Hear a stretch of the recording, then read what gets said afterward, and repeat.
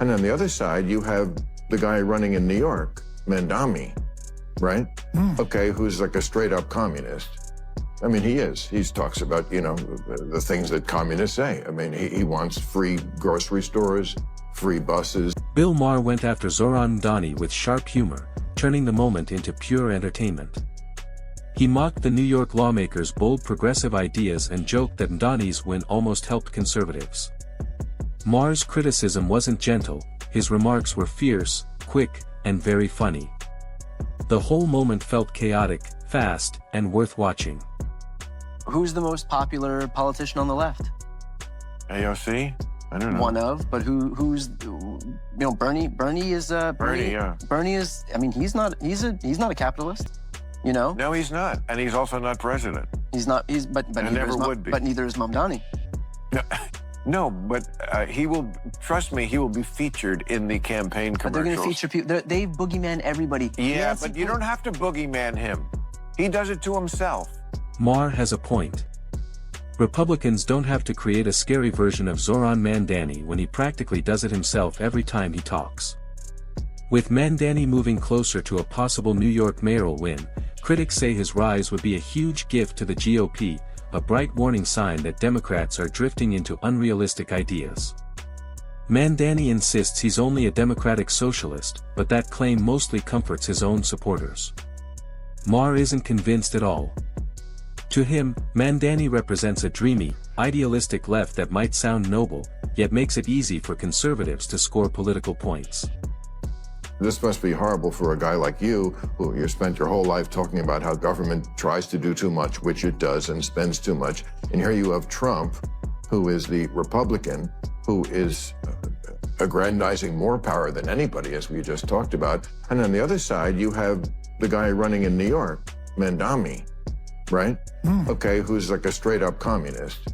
I mean, he is. He talks about, you know, the things that communists say. I mean, he wants free grocery stores, free buses. I want him to win. You want him to win? Yeah. At first, the message sounds bright and full of hope, almost like something made for a glossy magazine cover. But when you look closer, the shine starts to fade, revealing a troubling side beneath the promises. Dreamers might love it, but for anyone who remembers failed socialist attempts, it feels like history repeating itself. I think every 20 years or so. Wait. We need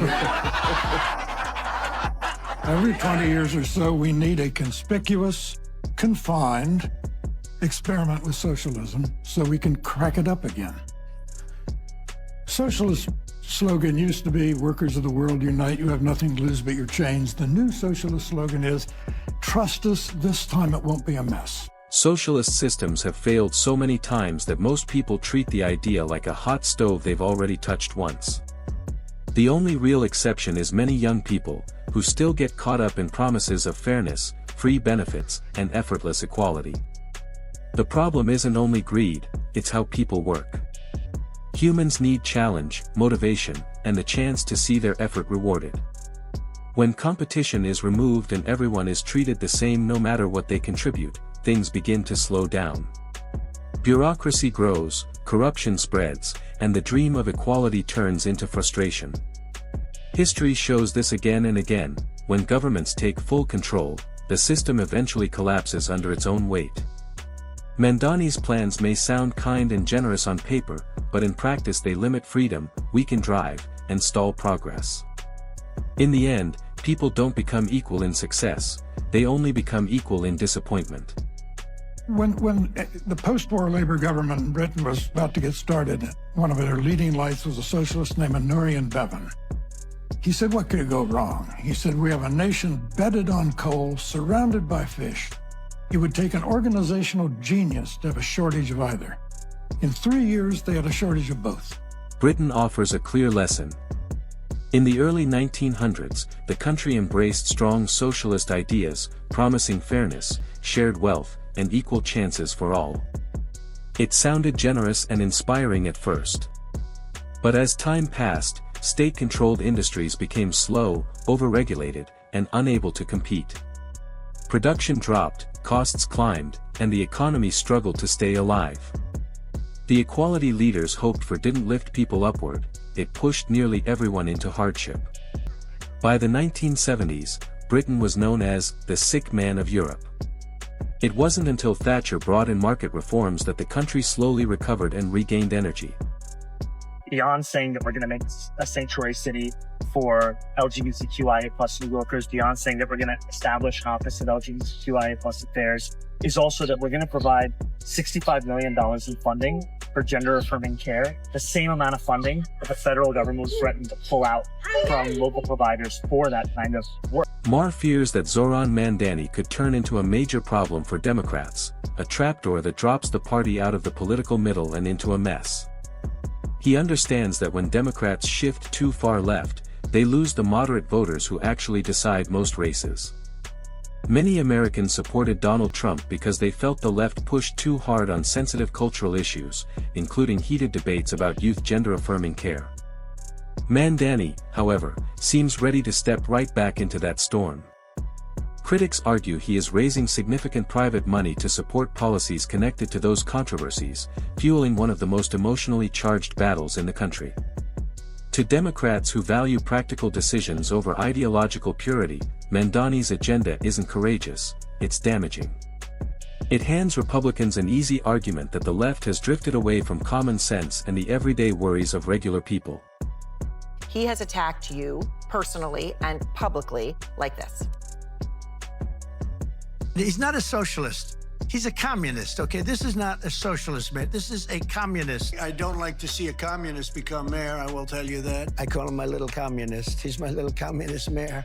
We should never be in a position where we're talking about a communist. We're gonna end up with a communist mayor. It's not even believable, my beautiful New York. I think if a communist takes over New York City, I think that's a gift to the Republican Party. There's no gentle way to put it. Trump doesn't have to paint Mamdani as a threat, Mamdani's own ideas make that easy. He's talked about state-run grocery stores and free transit across the city, giving the government control over everyday life. He calls himself a democratic socialist, but his plans sound far closer to the extreme left than many voters find comfortable. Even with good intentions, his agenda fits perfectly into the claim that Democrats are sliding toward full-scale socialism. And if something looks like a duck and sounds like a duck, most people assume it's a duck. This vision of democratic socialism, it's one that often comes back to what Martin Luther King said decades ago. A vision of, call it democracy or call it democratic socialism, there must be a better distribution of wealth for all of God's children in this country. Here in New York City, wealthiest city in the wealthiest country in the history of the world, 1 in 4 are in poverty. 500,000 kids go to sleep hungry every night. It's untenable to live with this kind of a divide. We have to actually have a politics that puts working people first. When you look closely, Mamdani's message may seem fresh to some, but it's really a repeat of old political promises. Big claims about fairness, equal chances, and shared success sound inspiring, especially when paired with selective facts meant to spark hope. But history shows the same pattern every time. Once the excitement fades and leaders settle into power, the inspiring language breaks apart. New rules appear that slow progress and weaken ambition. That's a direction neither New York nor the country needs. America grew strong through freedom to create, compete, and take risks, not through heavy control and forced uniformity. Turning away from the very formula that built American success rarely ends well. And Maher, beneath the humor, sees that outcome long before it arrives. I want to speak to the memory of my aunt.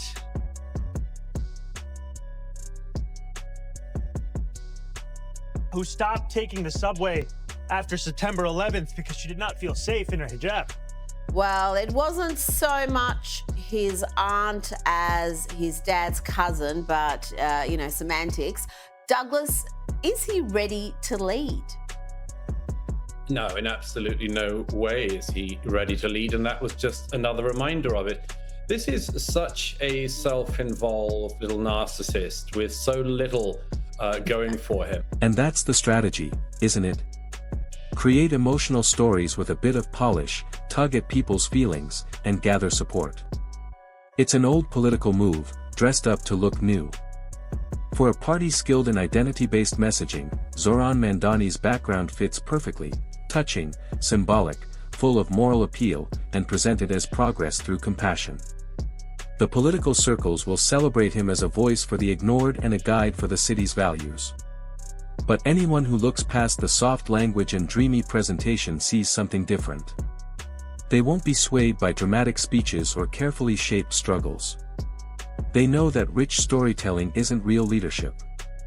Mamdani's narrative may impress dreamers, but to practical minds, it feels like smooth performance, charming on the surface, yet lacking real depth where it counts. But he even decides to turn the memory of 9/11 and the 3,000 Americans of that day into a story about his aunt and the subway. It's interesting, like so many things that this smarmy candidate does, he makes it about himself and it all turns out to be untrue anyway. It seems to the extent that he had any such aunt in question, she wasn't in New York at the time and in any case didn't wear the headscarf.